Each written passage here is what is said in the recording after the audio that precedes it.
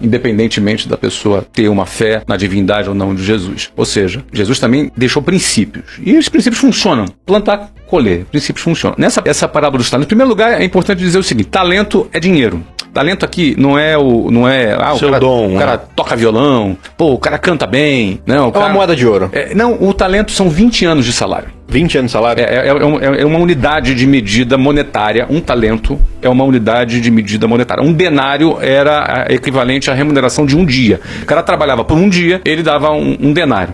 Se você for analisar no salário mínimo brasileiro hoje, que acho que é R$ 1.217, não sei, 1.211. É uma parada assim. Uma parada assim. Vou botar 1.200 aqui para dar uma arredondada, vezes 12... vezes 20 seriam equivalentes a R$288 mil de um salário mínimo. Se você considerar a renda média do brasileiro, que os senhores devem ter conhecimento na ponta da língua, qual seria a renda média do brasileiro? Cara, exatamente esse número que apareceu na sua cabeça agora. Aí. Você tá falando do salário, a renda média? É a renda média, acho que é 2.400. É 2,5 que a gente usa. 2,5, né? Então, se você for 2,5, é o dobro disso aqui. Se você considerar a renda média, cerca de R$580 mil. Um talento, se você considerar meio a renda milhão de reais, meio milhão de reais. Vamos considerar no Brasil. Ou seja, o senhor, naquela parábola do talento, deu R$500 mil para um, deu 2 talentos para o outro, não é isso? É. Deu R$1 milhão para o outro, do 0 ao milhão.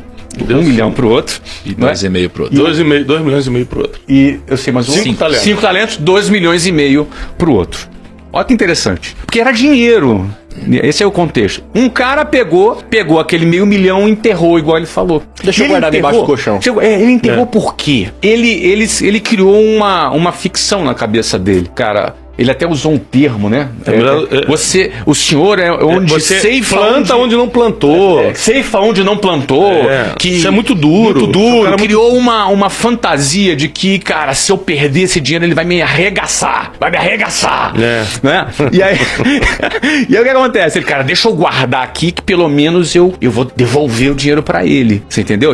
Ele não era um bom assessor de investimento, né? Independente lá, esse cara. Não tinha filial Primo Rico em Jerusalém naquela época. Não tinha arca, não tinha nada disso, entendeu, cara? Já os outros caras, ele fala, ele negociou, eles empreenderam. Os outros dois, eles empreenderam. Compraram, venderam, compraram terras, construíram coisas. E quando aquele senhor voltou, não sei quantos anos depois, não sei se tem alguma situação sobre quantos anos depois, ele voltou, e nessa prestação de contas... diz tempos depois. Tempos depois, né? Mas devia ser longo, um médio prazo, lógico, porque... Lógico. Pra dar tempo de render. O cara... Aí já foi aquela história, né? Eles tiveram um bom resultado. Lição de negócios aqui. Em primeiro lugar, meritocracia na escolha de quem tem a capacidade, mais capacidade e menos capacidade.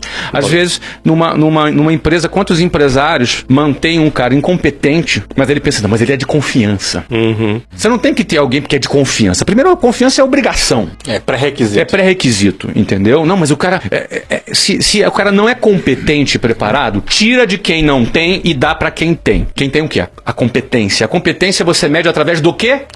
Resultados, ou seja, houve medida, houve indicador de desempenho. O senhor, quando voltou, ele viu quem produziu e viu quem não produziu, ou seja, você não gerencia aquilo que você não mede. Então você tem que ter a medida da produtividade, e aquele senhor na parábola que Jesus falou, tinha os indicadores de desempenho e foi meritocrático ao distribuir os talentos, a grana, e depois ao tirar de um e dar para outro. E só para finalizar, qual foi o erro do primeiro servo que enterrou? O erro dele foi covardia. Ele foi covarde.